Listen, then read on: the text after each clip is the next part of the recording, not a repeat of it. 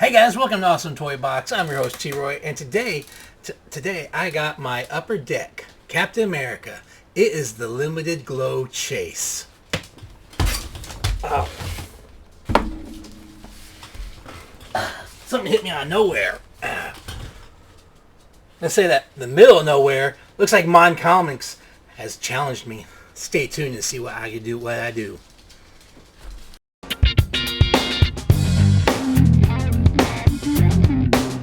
Hey guys, as you saw there, I was challenged by Brandon over at MON Comics. He's passing on the gauntlet of the most undervalued comics in your personal opinion. I believe it was started by let me check. I want all sorts of words. I knew that. Very funny guy. Go check him out. He challenged 3 people. Everybody's been challenging 3 people. Makes it kind of difficult when you get to a certain point on who I'm going to challenge. But my 5. And I'm not sure if I think it originally was supposed to be 4, but you know what? It's hard to come with just 4. It's hard to stop at 5 sometimes because I think there's a lot out there. But I have picked 5. And as you guys know, I am very heavy in the Man Thing and X-Men. So a lot of these are very X-Men related or found. But my first pick for underrated comics, and these are in order of what I think of the ones I picked, is X Factor #1. This comic you can very easily pick up for $10 on average. It's not very expensive, but this is the original X-Men all together. It's a new comic. It's a kind of a total different take because the X Factor, they act as if they're like against mutants. They go in and like act like they're getting rid of these threats, but they're actually saving them. Incredibly good comic. Let me show you the. And this is a thick comic too. I mean, back in the day, they knew how to give you the most bang for your buck. But you have Bob Layton is the writer, and Jackson, I think it's Geis is the artist. Art is not bad at all. Actually, it's very enjoyable art. But you know, you've really got to give this book a chance. And like, let me show you the art, some of the art in there. Well, GoBots, you know, everybody loves GoBots, but very dialogue heavy. Some people don't like dialogue heavy, but sometimes, you know, especially like when you're building up. I mean, everybody at this point, for the most part, should have known who the original X-Men were. I don't think there's too many people who will just go out and grab X Factor #1 and like, oh, I don't know who these people are. But this is very, very underrated comic in my opinion. Undervalued for what it is. My next up, this one is definitely a departure. Kids, if you're watching, but turn around because what I'm talking about is Faust. Faust #1. And if you want to know Faust is, you can see he's got 2 claws instead of 3. Kind of reminds you of someone else, right? They're not actually part of him. They're actually like he wears them. And this comic is bloody. Anyways, you saw how bloody it is. Faust is an interesting character. It's by Quinn and Weigel. Weigel's artwork is quite graphic, very, very detailed. They made a movie about Faust. He's got all sorts of mini-series. But like I said, I mean, just think Wolverine with a cape and totally insane and unstoppably, I don't know. But you've got in this book, you've got blood, you've got guts, you've got sex, you've got nudity, you've got maiming, you've got killing, you got slaughtering, you got demons, you got, you know, everything you can think of. And your main hero is a complete crackpot, crazy man. That actually isn't as crazy as you think because of what's really going on in the world. But that's my pick. Faust is very underrated. I think #1, you can, on average, you can get this at most places for, you know, $20 or less. some places, like I found this one for $2. I mean, come on. This is not a $2 comic in any way, shape, or form. It's had many different variations.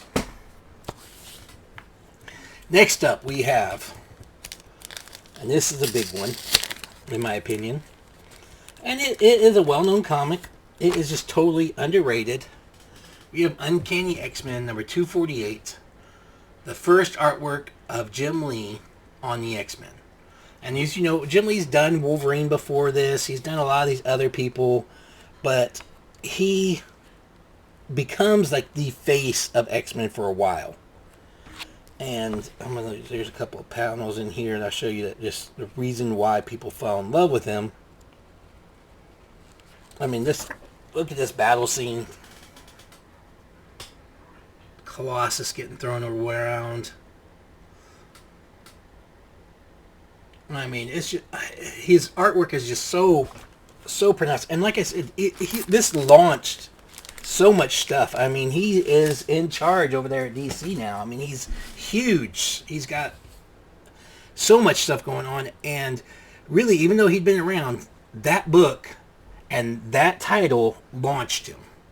And the fact that you can get this, typically, like most people will sell it for $15 to $20. I found it multiple times for like $10. And that's just criminal to me. Because if you go look at like Spider-Man's first work by Todd McFarlane, I mean, that's astronomical compared to this book. And I would dare say that this is just as much, if not more, of an impact on the comic community as in a large. Because look where it took those people, and the fact that the disparage. I mean, I don't know what else to say, but by far, this is my number 3 book. I know I didn't say the other two, but we already did 5 and 4. At number 2, this is a book I don't break out very much. I've had it once before, and I actually was foolish and turned it into like just a poster book. Like I took some of the posters out, destroying the book. But I recently found a good copy of it together. But this is Heroes. And this is the honoring 9/11 2001, and the names that were involved in this book. And this book, you can typically, if you can find it, and that's the whole point is, I think that sometimes prices and value get lost because there's certain books out there that never come up for sale. They never go out. They're never on things. So you don't, the price currently cataloged is not fitting what it's actually worth by any means. But in this book, you have, I'm just going to read it on the back here. Actually, I'll show it to you guys. Look at that. Look at that. You have Neil Adams, Kurt Busiek, J. Scott Campbell, John Cassidy, Alan Davis, Paul Dini, Evan Dork, Neil Gaiman, Sam Keith, Adam Kubert, Joe Kubert, Salvador Larroca, Jim Lee, Jay Lee, Stan Lee, Todd McFarlane, Frank Miller, Alan Moore, George Perez, Paul Pope, Joe Quesada, Humberto Ramos, Alex Ross, Steve Rude, Kevin Smith, all involved in this book. And you can see that drawing on the back right there by Todd McFarlane and Joe Quesada. It's all like posters. I mean, this is just some amazing work, and it's honoring these firefighters and these heroes from 9/11, and not just the firefighters. I'll show you. The workers afterwards are in here. The average people just carrying people away. And you have this iconic, look at that, iconic people saving on that Pennsylvania flight that never made it to where it was heading. People at home waiting for their loved ones to call. I mean, such an emotional book. And the fact that they say that this book is only worth like $10. That's just heartbreaking right there. That Sam Keith Hulk. I mean, heartstrings, guys, heartstrings. But like I said, this book, I mean, $10. It's a crime. This is a $10 book. That is an absolute crime. If you can find it, if you don't have a copy, Go out and find one. I believe me, looking through it, the art, everything else, it's worth the $10. It's worth a whole lot more than that $10, but it's Heroes. It's oversized poster magazine. Absolutely undervalued. And guys, my last, but definitely not least, and I spout this book all the time. If you've been around, if you've watched my videos, I mentioned this book. This book is criminally undervalued. Okay, my number one book is, I'm starting over here, hopefully it ain't too obvious, but Spider-Man vs. Wolverine. Criminally underrated. You've got Charlie, you've got Ned Leeds, you've got Wolverine, you've got Spider-Man. Huge things. You get Spider-Man, Wolverine finding out Spider-Man's secret identity in here. And one of the first big events that happens in this, because they have to go overseas, as you see right here, and I'm going to post a picture over here, Ned Leeds, throat slit, he's dead. Death of Ned Leeds. If you don't know, that's a friend of Peter Parker's. You know him from the movies. He's played in all the movies so far, hinted. And we find out later, of course, he was a hobgoblin. And, of course, they retcon that and say it was some setup or something. I can't remember exactly what they say. But Wolverine comes to save the day because Spider-Man's in such shock about his friend being killed. He just stands there. And luckily Wolverine comes and helps him out, saves the day. But it all goes down. They get fighting. Wolverine keeps telling them, hey, you need to leave. This is bigger than you. Go. You know, it's not yours. You know, this is not your time. Not your fight. Not something you should be doing. They fight. They team up and they fight some other people. A lot of stuff happens here. I'm going to show you some panels, flashing up pack. The art on this is not that bad. The artist is Mark Bright with Al Williamson as the inker. And the fact that they're, I mean, one, Ned Leeds dies. You have a major character, friend of Spider-Man dead. That should be a huge impact. There's reason alone enough for this to be a big one, right? And then,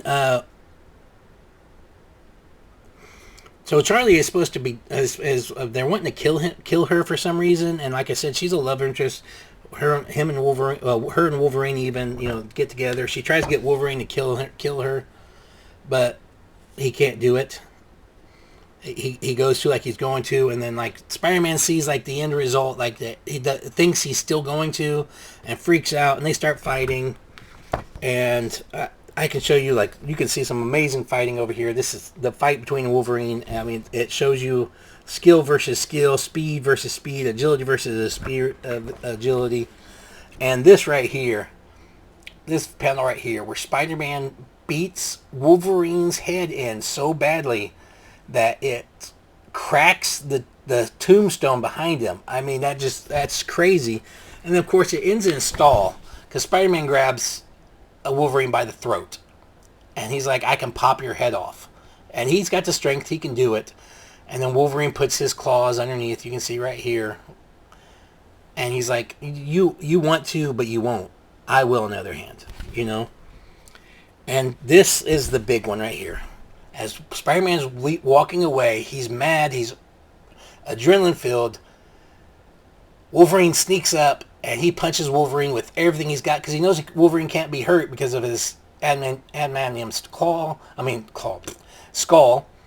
And, he can sit there and take that punch, so he just lets him have it. Except one problem. It's not Wolverine. It is Charlie. And he punches her so hard, it kills her. Spider-Man kills somebody, guys. Spider-Man kills somebody. Look at this. She's dead. He killed her. Doesn't matter that she wanted to die. Doesn't matter anything else. He killed her. And it bothers him. It shows there's talks about PTSD later on. It shows like some him flashing back and how hard he's having trouble with dealing with this, and how he just wants to get home and try to forget about it. But there you go, guys. The fact that this book, Death of Ned Leeds, Spider-Man killing a person, and then you have the awesome battle between Spider-Man and Wolverine. You got Wolverine figuring out Spider-Man's secret identity. I mean, what more do you want in one book? And the fact that this thing is only goes for around $20 on average is insane. And it's not like a lot of the other books out there where there's billions of copies. This is not that big of a, I mean, there's a lot of copies, don't get me wrong. But it is not like the later 90s books where there's, millions of them out there. But there you go. That is my number one. Hopefully you guys agree with me on some of these points. Let me know in the comments below. And so with that being said, I have to figure out people to challenge myself. And the problem is I don't know too many other people to challenge. So I'm going to leave it at this. I challenge anybody watching this that currently has a YouTube channel that has not been challenged. I'm challenging you. So I don't care if it's one person or 50 people who watch this and they've not been challenged. They got a YouTube channel. I'm challenging you. You can say Awesome Toy Box challenge me, because right at this point I'm still trying to catch up on who all has it, who all's done this, and I don't want to sit there and double down on somebody who's already gotten challenged by somebody else or what have you, and all that. So my challenge is out there to anybody watching this. If you've not been challenged yet, consider it an official challenge from me. Again, Brandon, thank you for tagging me and telling me offering me up this challenge. All sorts of words, great idea. Like I said, I still for some reason now my personal psychologist in my mind looks just like you. It's kind of weird. I don't know if I'm fantasizing about you now or not. Anyways, guys, that's it for today. Hope you guys enjoyed this. Let me know what your 5 favorites are, your 5 undervalued comics are. Mine are right here. And until next time, guys, don't forget, Collectors Help Collectors. Check in with your friends, family, and loved ones. Make sure they're okay, and make sure they know you're doing okay. Peace. I am out of here.